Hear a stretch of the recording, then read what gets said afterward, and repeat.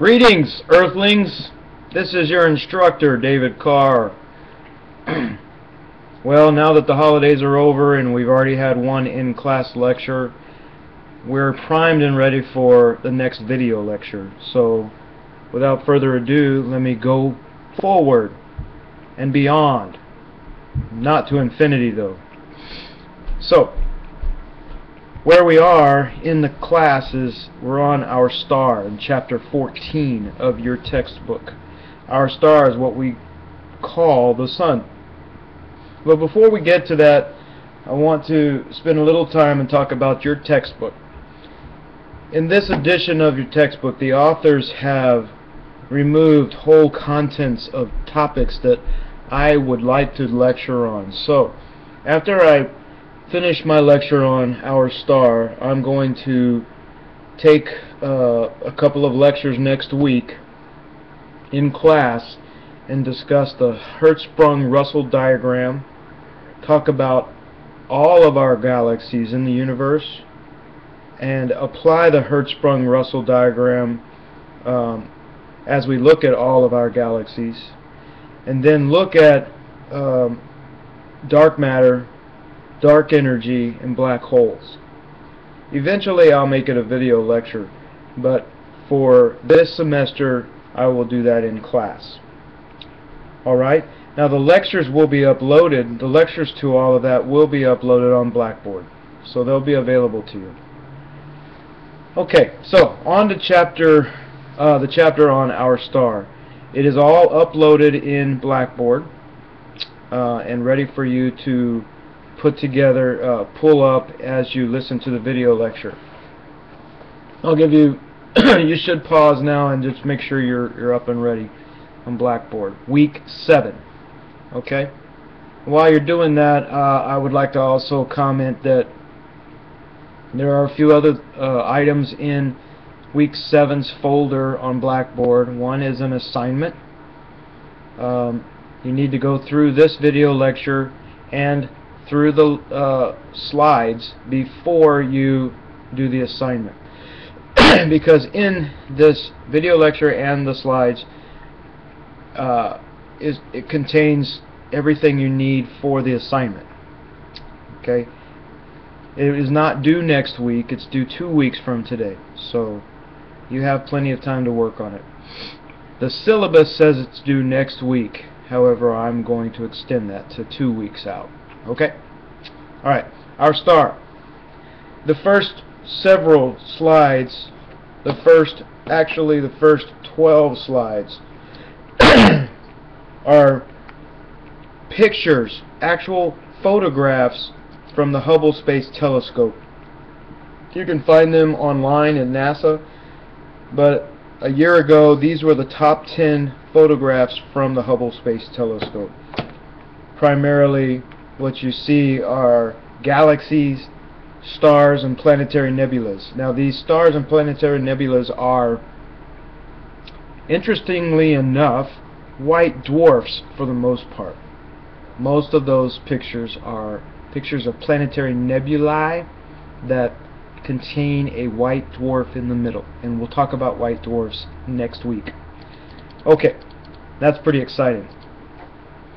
But move on to slide 12, if you will.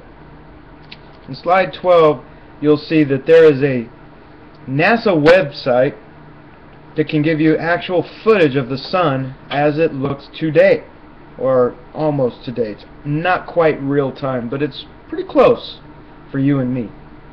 It's called the Soho Movie Theater. Soho is the Solar and Heliospheric Observatory. I gave you the website link on the slide too, but you could look up NASA's Soho on Google if you're so inclined to do so. It gives you actual movie MPEGs and some other format files that are lower quality, MPEGs and some other, I can't remember all of the file extensions, but some are higher quality than others.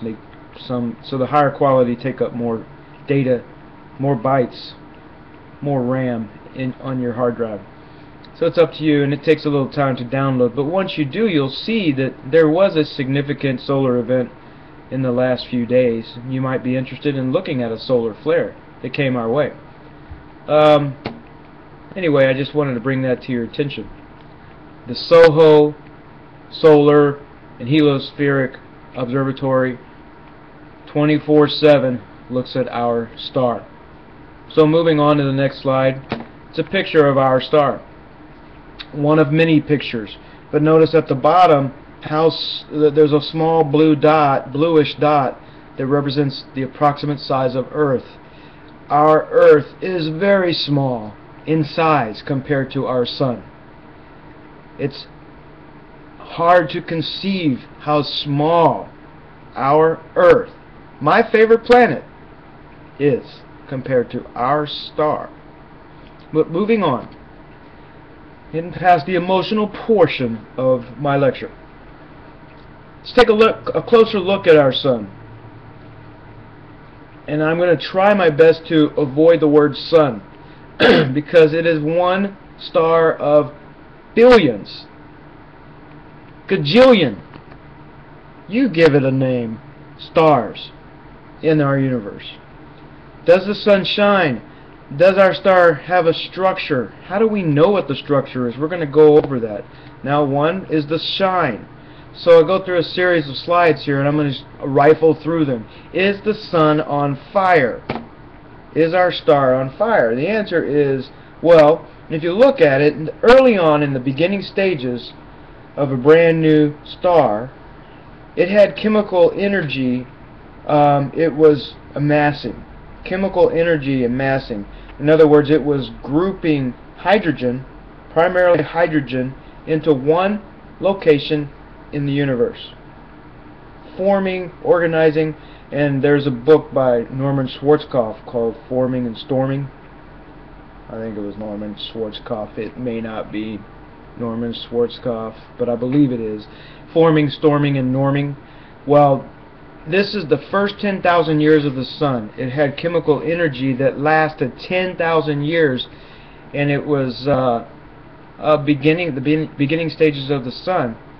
It is not on fire. It wasn't on fire then, and it isn't on fire now. Why? Because there's no oxygen. Fire is fire because it has oxygen. Okay. But for the first 10,000 years of our star, it had chemical energy that was forming and storming before it normed. Okay? So imagine, if you will, I don't know if you were the bully or if you were bullied or if you knew of a bully in class, but imagine the bully was backing you into a corner at school. The first 10,000 years, you were doing pretty good. You were trying to figure out, what in the world? How am I going to get out of this? Am I going, what do I do? You know, you have all those questions, and first you're shocked that you're in the corner. Well, for 10,000 years, that was what's happening with our sun as the hydrogen was compacting, contracting. And no, the sun was not on fire, although it looks pretty hot. How about this? Is it contracting? Slide 19. Is it contracting? Well, that bully, continuing with my little story here, is backing you into the corner for another 25 million years, and he's getting closer and closer and pointing the finger in your chest, poking your chest, and just smothering you for 25 million years. Now, first of all, I have to admire you because you are a very patient person. You can really handle pressure. Well, guess what? For 25 million years, the Earth was condensing, handling more and more and more pressure, amassing more and more mass over 25 million years. It wasn't shining at that point. It was collecting, if you will, getting tighter and tighter, denser and denser, if you will, acquiring more and more mass. 25 million years. Okay? That amount of mass was energy that was stored. So many times we call it gravitational potential energy. energy that's stored. It's not being used at this point. Okay. Now moving on to slide 21. So, no, today the star is not contracting. It's expanding. Okay, and I'll get to that in just a second. But for the first 25 or so million years, our sun was contracting, backed up in the corner, bullied, lots of pressure. Okay, in other words, amassing a tremendous amount of gravitational potential energy. But then it got to a point to where it couldn't take any more. All right. Now, Einstein was the first person that became very famous talking about gravitational potential energy. He used a formula called the gravitational potential energy, or capital E, is equal to the mass of the object in question times the square of the speed of light. A lowercase c is representative in an equation of the speed of light. And what is the speed of light? It is finite. It isn't just a number. And what is it? 186,000 miles per second, maybe? Or 300,000 kilometers per second. Alright? Square that number, multiply it, or combine it with the mass of this star, our star, and you know the gravitational potential energy that our star has, that it amassed over 25 million years. He used the speed of light. It's interesting how he came up with this conclusion by watching pilots leave airstrips. He knew that we used the square of the velocity to calculate momentum, to calculate progress with the plane, given its potential energy as well. So, using that simple equation, we can move on and talk further about the next 10 billion years of our star. Okay, so after 25 million years, you have had enough. The bully has pushed all the buttons that you had available, and you couldn't handle it anymore. So what do you do when you can't take it anymore? You lash out. You just go crazy, right? You have all this strength, and there's nothing that can stand in your way. So, guess what? Does it seem like I was bullied? Well, yes, I was, but, you know, you lashed out. For the next 10 billion years, you took care of business, okay? And that's what our star today is doing. It has been doing that for about 4.5 billion years, theoretically, okay? And we have a lot of data to support the time frame that I'm discussing right now. Now, this is causing an expansion. You know, just like you were bullied, per se, in my story. You were bullied. You started to lash out. In other words, you started to push back. Right? You started to expand. But the bully's still there. The bully's still there. Okay. For 10 billion years, our star is starting to expand and overtake the gravitational pressure that has been applied for the first 25 million years. It is a controlled explosion, if you will. Our star is expanding, but it is expanding at a controlled rate. There is a thermostat, if you will, on our sun, our star, controlling the explosion. It's hard to imagine, because every day you wake up, you see the same star. Every day you go to bed, you see the same star set. But that star is expanding. It's getting bigger and bigger and bigger. And it's been expanding for approximately 4.5 billion years. And it has another 5 or so billion years to go before it is expanded out to its maximum expansion. Okay. We'll talk about what it's actually doing during the expansion. And just in a nutshell right now, slide 23 explains that that expansion is defined as nuclear energy.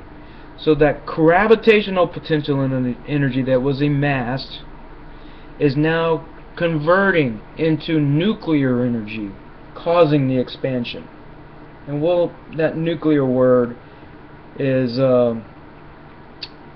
scary for some of you, I understand, but don't let it be scary. We'll get to that in just a second, or eventually. This star is powered. We enjoy, the Earth enjoys the nuclear energy that is radiating from the sun. So our sun, our star, is a radiator. Radiator. If you've been east, live in the east, you know what I mean by radiators. We don't have very many in San Antonio. But radiators just radiate heat or energy. And that's what our nuclear powered sun is doing. Every day. 24 hours a day, 7 days a week. Alright. You with me? So that sun has a structure in slide 25.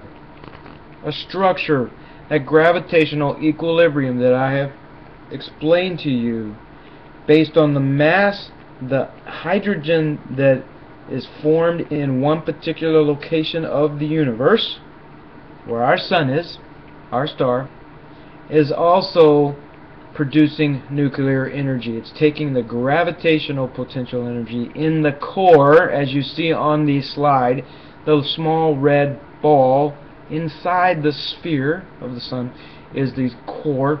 It is expanding by using nuclear energy, but it's met with the gravitational forces at an equally applied rate. So we call that gravitational equilibrium. Alright, moving on. So you can think of it in slide 26 as these three acrobats. The one on the bottom holding up the next guy, and the guy in the middle is holding up one more person. The one on the top has nothing to hold on, to push up, to keep up. So it is conceivably the lightest person in this stack. But the one in the middle is holding up the one on top. So the one in the middle is a heavier person. And the one on the bottom is the core. And the core is continuously producing nuclear energy, as the two acrobats on top are supplying gravitational forces. And it's equally applied in both ways. So one more thing you need to think about is the guy on the bottom, the core, is stronger, is producing more nuclear energy than the two people on top. So that is causing a controlled explosion or expansion of our sun, our star. It is controlled. I'm not throwing that guy on top off. It's not being launched into space per se. However, it is getting farther and farther and farther away from the core. Okay, moving on to slide 27, just a little comedy. 28, moving on to slide 28. Some of the links, a lot of the links that are in this slide are not available to you since this is online. I only provide those in class. However, it's just to bring home the point of the second bullet. What are the odds regarding our sun as it's producing? This is the next step in what is our star doing all day. It is producing more elements. It is making matter. Basically, from the simplest element, hydrogen, it's making helium. Okay, it's making matter. So the idea is, I'm trying to connect the dots here by showing you slide 28. This star, our sun, is connected to meteorites. It's connected to asteroids, to planets, because our star is making matter. How did our planet get formed? Well, it took stars to make all of the matter, the asteroids, etc. So what has to happen in the future in order to make more matter? Well, you have to destroy matter. And the odds are, in this slide, very low for a catastrophic extinction level event to occur on the Earth. However, it could happen. It is possible. We have rather large objects passing by Earth pretty regularly, so it is possible. The last one that gave us a bit of a maybe not scare, but a bit of a scare was the Shoemaker-Levy comet that Jupiter tore apart, and I mentioned that last week, so I'm just reminding you. So moving on, I've got an assignment for you, and it begins right here. Tell you a little story. I've already told you the story about the bully, so now let me tell you a story. Alakazam, you are geologists in a large company. Slide 29 is the beginning of your company. You are going to report to me, the chief financial officer of this company. We have a tremendous amount of money, but we want to invest, we are willing to invest a large amount of money to mine Petrol Crater, a fictitious crater, mine it for potassium, because we need potassium in order to make our one ingredient to our solid rocket fuel, which is supplied all over the world. Okay, we need that. So is Petrol Crater a place to mine? Does it have enough potassium to make money, to make a profit? Okay, that's the question to you geologists, and I'm going to rely on you to give me a thumbs up or a thumbs down. Alright, and you as a geologist have to convey effectively to me to make sure I spend a lot of money or not. Well, you're a geologist, so you want to keep your job, and it would be really nice if there was enough potassium there, so you want to do a good job. Okay, we're not going to be able to do this in the field, but I'm going to give you 3 samples. Before we get there, let's talk about this fictitious crater. In the world, the most abundant crustal elements, the elements that are at the very top of the crust, easy to get to, easy to mine, are those listed. Potassium is one of them. As a matter of fact, 99% of the Earth's crust is those essential minerals. Many of them you find in your multivitamins. Okay, you see silicon, you see oxygen, and I could go on. Those are also found around igneous rocks. So if you can find igneous rocks, you can probably find tremendous amount of minerals in the vicinity. A crater is a great place to find igneous rocks. And I've already explained how igneous rocks are formed. So we find silica, we find feldspars, we find other minerals present. Moving on to slide 30. A particular feldspar, which is an igneous rock, is a potassium filled feldspar. It's kind of like vanilla filled eclair, if you will. The potassium filled feldspar is what we call an orthoclase. Again, it's an igneous rock. We give it a different name, orthoclase, to quickly identify that this is a potassium feldspar. Okay, it's a silicate. The picture there on slide 30 shows you what a silicate looks like under a microscope. It looks beautiful. It's highly structured, looks like a pyramid. We call it a tetrahedron. It has a not so complex chemical formula, but it's complex to you, I understand. But notice in the formula there is potassium, which is a capital K on the periodic table of elements. It also has aluminum. Also, you see silicon and oxygen. But notice at silicon you see a subscript 3, oxygen a subscript 8. Okay, if you think of orthoclase as a bowl of soup, a bowl of orthoclase, it has certain ingredients. In order to make a good orthoclase, you need, if you look at the formula, you need one part potassium, 1 part aluminum, 3 parts silicon, and 8 parts oxygen. You with me? Okay. Now, I'm going to do something here subtly, but I'm going to make sure you are aware that I'm going to use some chemistry terms for you. Instead of a bowl of soup, I'm going to have a mole of orthoclase. 1 mole of orthoclase contains 1 mole of potassium, 1 mole of aluminum, 3 moles of silicon, and 8 moles of oxygen. Okay. And now I'm going to take time right now to, and I'm going to say it again, there is a chemistry lecture that is part of week 7's folder, a chemistry lecture that I provided a link to that gives you more in-depth understanding of what I just went through. You're going to need it for the assignment. Next, slide 31 is in your company, Petro Power Inc., or we'll say Pink or Petro Inc.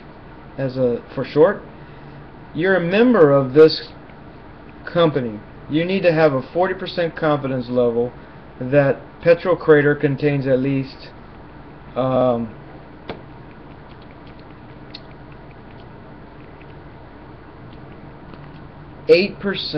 potassium. Okay? I'm just going to give you that. I'm going to give you some of my trade secrets as a chief financial officer. Usually I don't tell you this to the geologists, but if you tell me that there's at least 8% of all the rock, in the crater, if there's at least 8% by weight in that crater, potassium, I'm going to spend the money to go mine it. Okay? So for the manufacturing of solid rocket fuel. Alright? I'm not able to give you a big budget on sampling, so I'm going to give you enough budget for taking 3 samples. Probably want to take 3,000 samples to be right. But slide 32 is data that I've gathered in the field of sample 1, 2, and 3. 800 kilograms, 1,400 kilograms, 175 kilograms. You threw that in your truck, however you got it in there, and the average mass is 791.67 kilograms, approximately. Alright? Now you took it to the lab. This is real world, ladies and gentlemen, on slide 33. This is what I have done, not for igneous rocks, but for environmental samples, for profiling unknown waste, unknown product. This is what happens. You take it to the lab and you don't get 100% clear results. You get into the welcome to the world of percentages, of level of confidence. Is the data reliable, etc. So in sample number 1, 40% of the mass that you threw in the truck was actually recovered in the lab. Something happened along the way. 80% of it, and based on the lab results, 80% of that sample was actually potassium or orthoclase. So you scooped it up, but it wasn't all orthoclase.